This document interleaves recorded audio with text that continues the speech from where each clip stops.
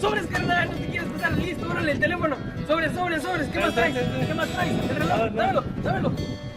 ¡Sobres, carnal! ¡Fuerte! ¡Fuerte! ¡Órale! ¡Párate! ¿Alguna vez te has preguntado de dónde viene la delincuencia?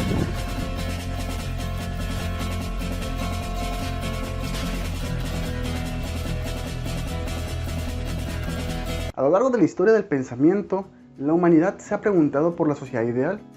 ¿Cómo debemos construir las relaciones sociales? ¿Qué tipo de gobierno es el más apropiado para nuestra especie?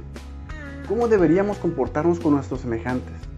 ¿Qué papel juega el Estado en la construcción de una sociedad humana? Estas preguntas y otras más en esta línea han sido tema de cuestionamiento desde las ciencias sociales y la filosofía.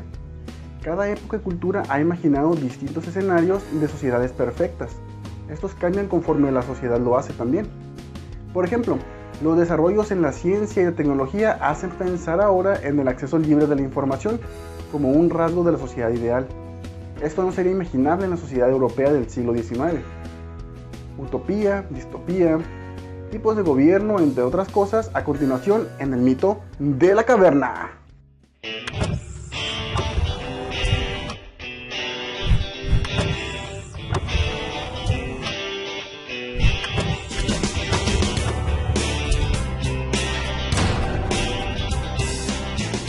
Con relación a la sociedad ideal, la literatura ha jugado un papel importante.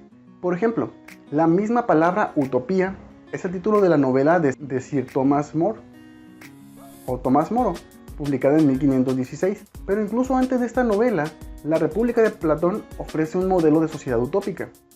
Por otro lado, tenemos las distopías, cada vez más presentes en el cine y la literatura de nuestro tiempo. Estas obras muestran no sociedades ideales o deseables, sino que advierten sobre posibles escenarios de degeneración social, económica o política, o más recientemente, lo que puede implicar la crisis ecológica a nivel mundial del que vivimos. Un elemento fundamental en este tema es la obra de Karl Marx, quien propone un modelo económico, social y político alternativo al capitalismo. Imaginar y pensar cómo debe ser el mundo, cómo debe ser la sociedad, es una tarea fundamental de la filosofía. A partir de esas ideas, se puede criticar las formas de vida de las sociedades actuales y sentar bases para el futuro. Por ende, resulta crucial desarrollar las capacidades de proyección en las personas. El concepto de utopía fue puesto en circulación por Sir Thomas Moro, en su novela del mismo nombre. La palabra proviene del griego y puede leerse como no lugar o buen lugar, o este lugar no existe simplemente. A partir del texto de Moro, utopía significa una sociedad ideal, un sistema deseable para organizarnos, una forma de hacer política, por ejemplo. Un aspecto importante es que la utopía no es necesariamente realizable, de modo tal que utópico suele ser empleado para referirse a imposible, aunque deseable. De nada, Belinda. El concepto distopía se atribuye al filósofo inglés John Stuart Mill, quien lo empleó en un discurso ante el Parlamento en 1868. Se utiliza como opuesto a utopía, es decir, una representación de una sociedad no deseable, como una advertencia o una mirada a lo que se puede llegar. Las tres obras literarias más conocidas de la distopía son Fahrenheit 451, 1984 y Un Mundo Feliz, de Ray Bradbury, George Orwell y Aldous Huxley, respectivamente. Una característica frecuente en las obras, tanto utópicas como distópicas, es la ambigüedad que existe. O sea, no es evidente si una sociedad aparentemente deseable oculta elementos reprobables o una sociedad que se presenta como no deseable tiene aspectos positivos. Esto es así, entre otras cosas, porque una sociedad perfecta que sea generada por seres que no lo son es problemático. Quizá podemos pensar en grupos que viven en condiciones ideales, pero a costa de otros, o pequeñas comunidades aisladas que sobreviven precisamente por su lejanía de la humanidad en general.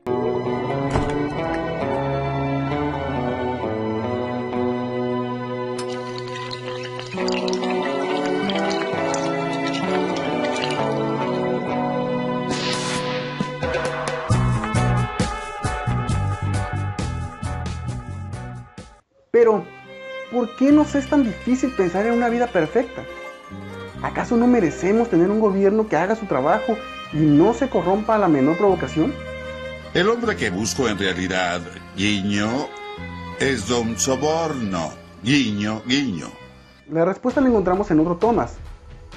Hobbes, en su obra El Leviatán, nos dice que los hombres no experimentan placer ninguno, sino por el contrario, un gran desagrado, reuniéndose cuando no existe un poder capaz de imponerse a todos ellos. En efecto, cada hombre considera que su compañero debe valorarlo del mismo modo que él se valora a sí mismo.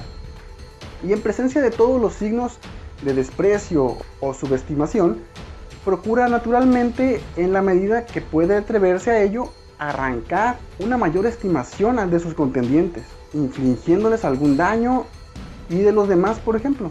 Así hallamos en la naturaleza del hombre tres causas principales de la discordia: la competencia, la desconfianza y la gloria. A causa de esta naturaleza humana que, según Hobbes, nos lleva a sabotearnos unos a otros con tal de destacar, como cuando tu amiga sube al Face una foto en la que ella sale muy bien, pero tú no, a pesar de que le dijiste tres veces que borrara la foto. No podemos vivir en el mundo de manera armónica. Al parecer necesitamos del conflicto. Cita de Matrix. Al ser incapaces de estar juntos, sin una autoridad que nos indique que lo que debemos hacer, surge el Leviatán, o el Estado, o Civitas, de latín.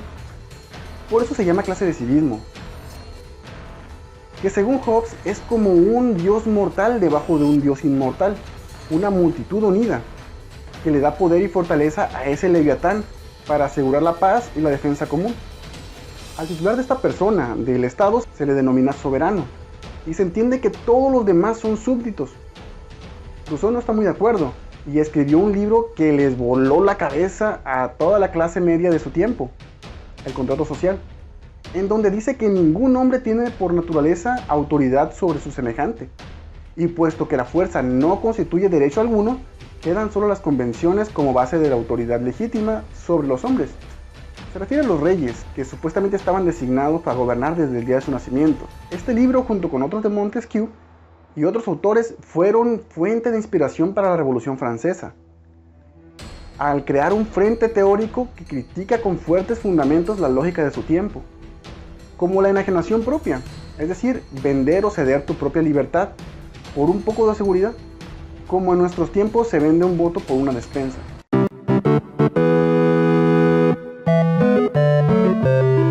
El cambio social y una sociedad abierta. La pregunta fundamental es si podemos generar un cambio social a pesar de nuestras distopías. Vivimos en un mundo capitalista en donde reina el materialismo, entendido como consumismo irracional.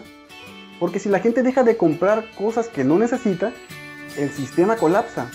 Palabras de Noé Mujica.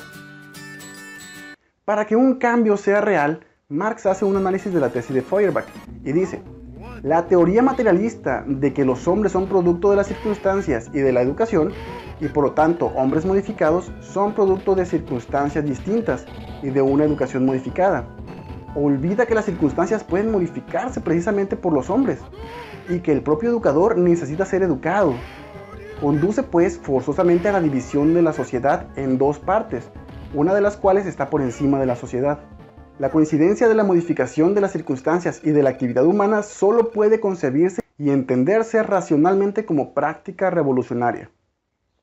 Para Feuerbach, hay hombres modificados en su pensamiento, gracias a que han llevado una educación diferente debido a sus circunstancias. En ese tiempo, la mayoría de las personas no tenía posibilidad de estudiar y solo los que tenían recursos económicos podían modificar al resto. Pero Marx no estaba de acuerdo porque esto crea una nueva división de clases. Por eso dice que solo la práctica revolucionaria modificará las circunstancias para que sean más equitativas. Además, los educadores ya deben estar modificados en su pensamiento y en sus circunstancias. Porque ¿de qué sirve un maestro que no sabe nada y tiene su título de puro adorno? Como una maestra de inglés que no sabe inglés. O uno que tal vez sí sepa, pero que sus circunstancias de pobreza sean un obstáculo para generar un cambio en sus alumnos. ¿Quieres un cambio social? Empieza por los maestros. Prepáralos, págales bien, para que forjen un nuevo mundo desde la incongruencia que reina en la actualidad y una sociedad más abierta. Por cierto, Henri Bergson es el pensador a quien se le atribuye este concepto. Se refiere a un sistema político en que el gobierno no oculta la información a sus habitantes y busca prioritariamente el bienestar general. Otro rasgo importante es que la misma manera en que se opone al secreto de Estado, rechaza dividir el acceso al conocimiento. Este se ve como un derecho a todos. Más adelante, Karl Popper desarrolla este concepto a partir de la epistemología o teoría del conocimiento. Nos dice que debido a que el conocimiento es necesariamente falible, esto es, que puede ser corregido o mejorado, la sociedad debe estar dispuesta a cambiar para adoptar los aportes en que el ejercicio de la razón pueda traer. Por ejemplo, los recientes desarrollos que muestran capacidades cognitivas de relación social en diversas especies animales debe llevar a un cambio en el trato que la sociedad humana les da. Con esto terminamos este tema. Esperamos tus comentarios y agradecemos cada poderoso like que nos regalas. Si aún no te has suscrito, ese es el mejor momento para hacerlo y así no pierdas ni un solo video del mito de la caverna.